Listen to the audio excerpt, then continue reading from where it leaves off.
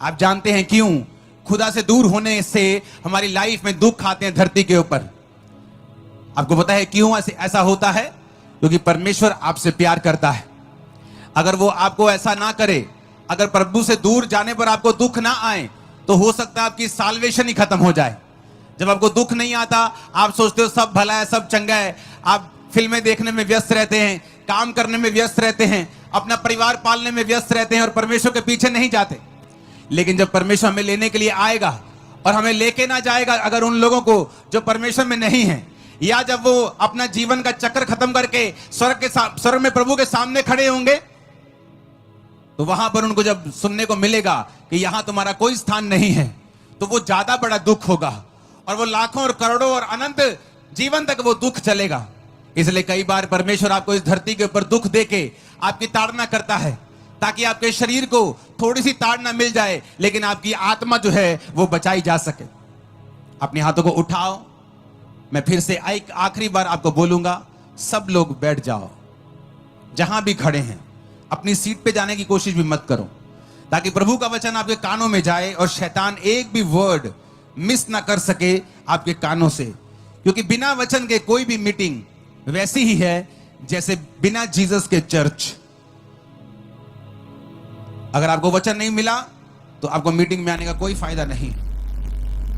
ऊंची आवाज में हालेलुया बोलो। ऊंची आवाज में फिर से हालेलुया बोलो। और वचन ये कहता है कि परमेश्वर कई बार आपकी ताड़ना करता है और आपको दुखों के करीब जाने देता है, ताकि आप परमेश्वर के वचनों को सुन सकें और अपना जीवन उसको दे सकें और उद्धार पा सकें। क्या मेरी राइट हैंड साइड लोगों को सुनाई दे रहा है वचन? अगर दे रहा है तो वो वॉलंटियर उनको बैठाते क्यों नहीं? अगर तुम खुद वॉलंटियर हो तो वहीं बैठ जाओ, आगे आने की कोशिश मत करो। ए लेडीज, प्लीज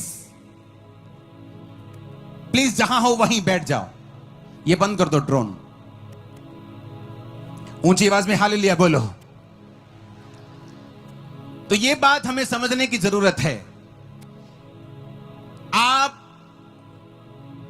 लिखा बुरे होकर भी, आप अपने बच्चों को रोटी मांगने पर सांप नहीं देते, अंडा मांगने पर बिच्छू नहीं देते, तो लिखा स्वर्गीय पिता अपने मांगने वालों को अच्छी वस्तुएं क्यों नहीं देगा?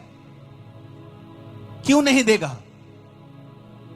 आप में से एक भी जन ऐसा नहीं है जो कहे आओ भाग्यवान हम 2-3 बच्चे पैदा करें, ताकि वो बहुत सा संघर्ष करें, बहुत सी बीमारियों को झेलें, बहुत हॉस्पिटल घूमें, गरीबी में रहें, पसीने माथे की पसीने की रोटी खाएं, सदा दुखी रहें, रोते रहें, कठिन कठिन काम करते रहें। एक भी कपल ऐसा नहीं होगा।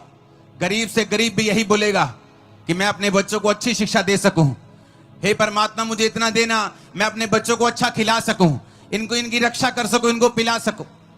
तो क्यों परमेश्वर फिर आपको दुख देगा जिसने आपको जन्मा है? आपकी कैपेसिटी है, आप 3 बच्चों को पाल सकते हैं। उसकी कैपेसिटी है कि वो 800 करोड़ को पाल सकता है। ये तो कैपेसिटी की बात है। आप 2 बच्चों को अच्छी शिक्षा दे सकते हैं, लेकिन उसके पास इतना है कि वो करोड़ों को दे सकता है। उसने करोड़ों को पैदा किया, लेकिन उसने इसलिए पैदा नहीं किया कि आप लोग संघर्ष करें, आप लोग दुखी हों। लेकिन उस बहन ने क्या कहा? मैं तो मसीह को जानती थी, लेकिन मैं मसीह को यह बोलती थी कि मैं खुदा को मानने वाले के साथ शादी नहीं करूंगी, मैं उससे शादी करूंगी जो खुदा को ना जानता हूं। तो परमेश्वर ने भी उसका क्या सिला दिया? शैतान उसके पीछे लगा, बेबीज नहीं हुए, रसौलियां हो गई, सुसाइड करने पे आ गई, हस्बैंड के साथ हर जगह कचर मचर घर में रहने लगा। और फिर चर्च के बारे में मालूम हुआ, वचनों को सुना कि परमेश्वर हमें करीब आने पर आशीष देता है। जिस तरह आपका बच्चा जिसे आप बेदखल कर देते हो, अखबार में लिखा देते हो जी मेरी चल अचल संपत्ति से मैं इसे बेदखल करता हूं, कोई भी इसके साथ कुछ लेना देना करेगा तो उसकी अपनी जिम्मेवारी होगी। एक बेदखल बच्चे के ऊपर बाप की कोई जिम्मेवारी नहीं होती। उसी तरह एक व्यक्ति जो प्रभु से दूर है, परमेश्वर की उसके ऊपर कोई जिम्मेवारी नहीं होती। परमेश्वर उसका लेखा, उसकी जिम्मेवारी का लेखा नहीं लेता। इसलिए वचन में लिखा है जो परम प्रधान के छाए हुए स्थान में बैठा रहेगा वो सर्वशक्तिमान की छाया में ठिकाना पाएगा। कंडीशन है कि जो हर रोज, हर बंदा नहीं, हर क्रिश्चियन नहीं, जो सर्वशक्तिमान के परम प्रधान के छाए हुए स्थान में, छाया हुआ स्थान यानी कि जहां उसकी हजूरी है, वो स्थान जो आपको प्रभु ने दिया है, एक विश्वासी होने की कुर्सी आपको दी है। प्रभु ने कहा अगर तू उस कुर्सी पे बैठा रहेगा तो सर्वशक्तिमान की छाया में, उसके डिफेंस में, उसकी सुरक्षा में तू ठिकाना पाएगा।